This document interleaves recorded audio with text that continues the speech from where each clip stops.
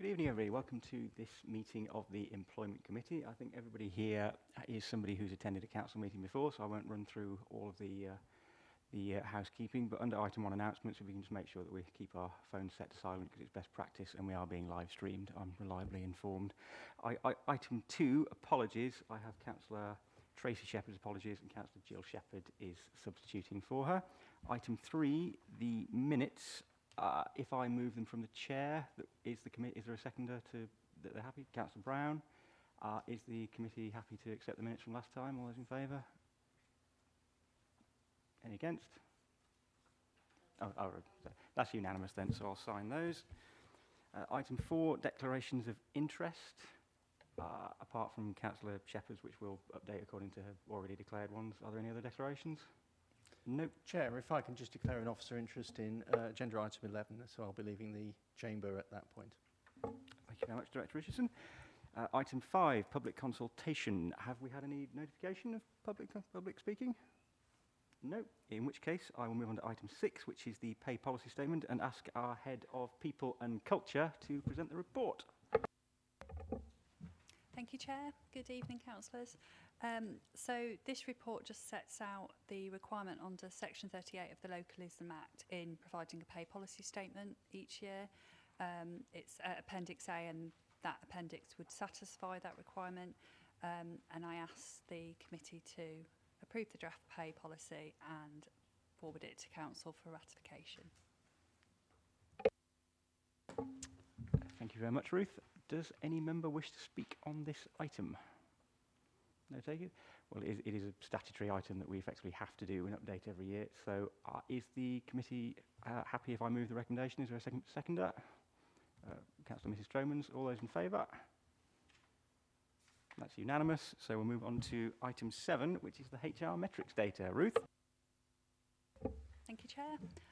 So this is a report that you're used to seeing now at the committee. It has been updated with some more detailed information from the last committee, but happy to take any questions on the data within. Thank you very much, Ruth. Does any member wish to speak on this item? Councillor Mrs. Stromans. Thank you, Chair. It's just a general question really for you, Ruth.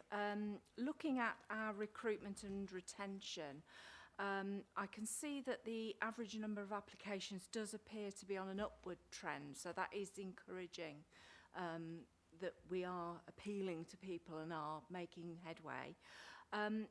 Just for clarification, what sort of activities do we undertake to support homegrown talent, as it were, particularly in the light of potentially reorganisation? What opportunities are there for individuals to develop, and do we have, I think I have probably asked this before, what do we do as regards to succession planning, particularly for more senior roles? Thank you. Thank you. So yes, it's positive. There is an upward trend in the applications. Part of that is due to changing the application process, making it easier. In terms of succession planning, every time we look at structures, then we would look at possibility of apprenticeships within there or career graded roles. And we look to develop future managers in terms of steps to leadership programme, I suppose, in terms of ILM and things like that.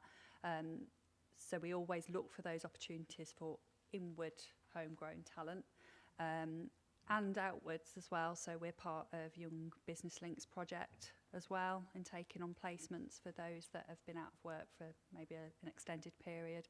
But yes, any restructure we look at and any vacant post we look at, we always look at whether that could be recruited in a trainee apprenticeship way.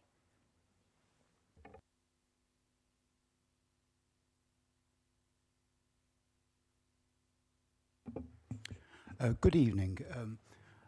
Does the council take on school leavers as interns, or that sort of post? So due to various equality issues, we can't specifically advertise for a school leaver for an apprenticeship, for example. But we certainly don't discourage it. And we have in the past had university placements, graduate placements, My colleagues within the training team are looking at interactions with schools in terms of work experience, and also whether we can have some mutual understanding of like interview experience, which gives our managers interview experience and recruitment experience, but also those students. So trying to build those links, yes.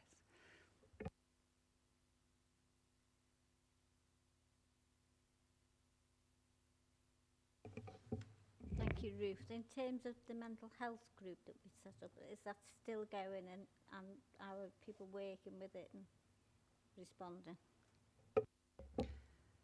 So yes, we set up the mental health working group, which made several recommendations in terms of mental health first aiders. They are now in place. So the mental health working group is still there. They don't meet as regularly because obviously now those meetings are taken forward by the mental health first aiders. For example, they did an event for Time to Talk Day in February. So the awareness is there, definitely, with the staff, and that is ongoing.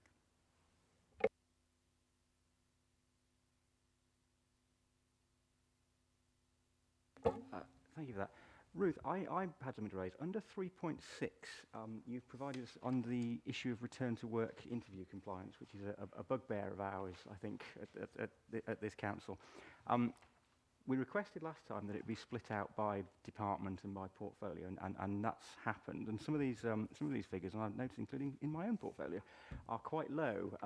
For what would you be able, for the next report that you bring to the committee, to do a bit of investigation work and actually bring out the reasoning behind, and actually not quite frighten the managers, but investigate with the managers as to why these aren't happening, and bring it to committee so we can actually drill down into it and see, because it may seem like a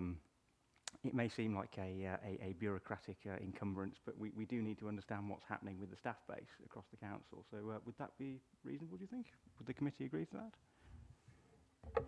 Certainly, Chair. So the way that the data is captured, if a return to work interview is completed late, there is a mandatory field with a set of preset reasons that the manager has to complete. So that could be the employee was on leave, the manager was on leave. So we do capture those reasons already. So that's certainly possible. Thank you very much. Chief Executive.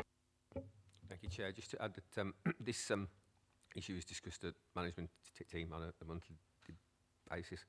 And the last time we discussed that, which was this month, I've actually instructed that any manager that is not complying with that key requirement of their role should be issued an improvement notice. We need to get the message across. This is the fundamental part of their role as a manager to do. And if they're not doing that, then there are consequences.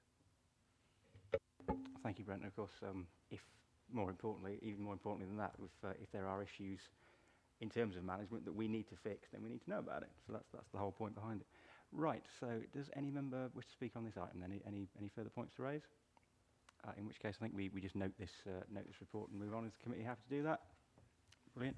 In which case, item 8, which is the work programme. Now, our HR policies are currently being audited by our internal audit function. So what I was going to suggest to members this evening is that we wait for that report to come in, and then if the committee is agreeable to it, that our head of HR and myself sit down and actually construct the work programme for the next foreseeable period. And I think it's a quarterly meeting for this committee, so if that should hopefully have landed by 3 months hence. If not, we'll review. Is the committee agreeable to that?